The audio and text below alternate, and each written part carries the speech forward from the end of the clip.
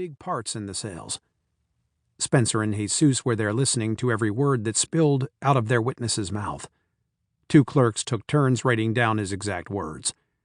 The room was very hot, but they knew of no more secret place to do this and be as secure. Jesus came out and talked to Chet. "He started at the beginning. I'm impressed.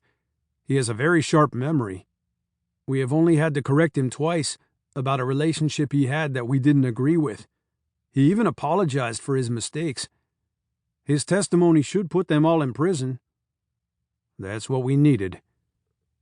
Sheriff Ben Reyes sent deputies to arrest Aaron Coulter and Talman Brooks, who arrived 2 hours later, along with their screaming lawyers standing to the side, while their clients were put in prison clothes and cells. Murray and his partner were busy filing papers for their hearing before the judge. The two and Chet also had a private session with the judge, telling him about the cooperation of Fulbright and that they were having his testimony written down, and when done, Fulbright was going to sign it. "You 3 know that we have to share that confession with his defense lawyers." "Yes, sir. From that, we found 2 more men to charge tomorrow. We already have them in cells, waiting for their arraignment," Murray said. The judge nodded. Ben came down the hall. "I don't have as secure walls as I thought. Perhaps they figured out, since we arrested Coulter and Brooks, that someone is testifying, but the lawyers are downstairs screaming, wanting to know what's going on in here." "Murray can handle it. Have him send them home. They can read the testimony when we get finished and have it signed." "Is he still giving testimony?" "Yes, and we'll be taking down more tomorrow." Ben shook his head. "You picked a winner. I paid Angelus's expenses out of my treasury. He went back, and I thanked him for all he did for us." "The marshals will reimburse you." "Thanks. I'm so proud we're rounding up so many of these criminals." "You bet." At 6 p.m., they fed Fulbright supper and told him they'd be back at 8 in the morning to continue. Chet took both clerks and his crew to a fancy supper. Both young men were impressed with the day and the meal and promised to be there in the morning on time to start back up. Chet and his men took a taxi back to the hotel. Fred was seated on the bench in front and jumped up. "You had supper?" Chet asked him. "In the hotel restaurant. I figured I would starve if I waited for you. How did it go?" Fulbright caved. "We're taking down the story about the entire operation.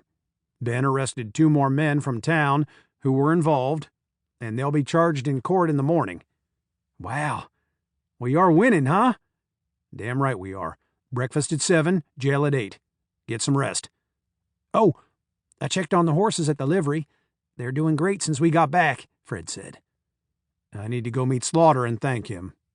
Jesus agreed. "We will have some time now that we have this deal nearly sewed up." They all went off to bed. What will happen next? Chet looked at the light, reflected on his ceiling from below, for a long time. In the morning over breakfast, they talked about the day ahead.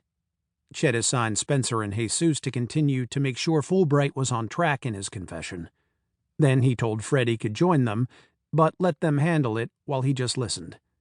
Fred agreed, excited to be included. Liz sent him a wire telling him that Miguel was there, that Lisa said thanks, and she wanted to know when it was his turn. He sent one back, telling her the trial started in 10 days, and told her to come back with Miguel when he came. He checked into the secret room. Jesus was reading the statement back to Fulbright. Fulbright was nodding. "When will it be finished?" he quietly asked Spencer. "An hour." "Good."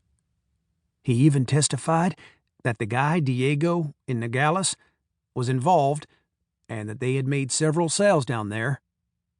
"We need him on this side of the border and brought here." "Anyone else?" "Someone in Juarez they use also." "What about those private sales that show in Thrasher's books?" "When we get through on this readback, we can ask him." Chet nodded. The reading finished, Chet asked him, "Some of those girls bring big prices?" Fulbright shrugged. "The real pretty ones do. One of those girls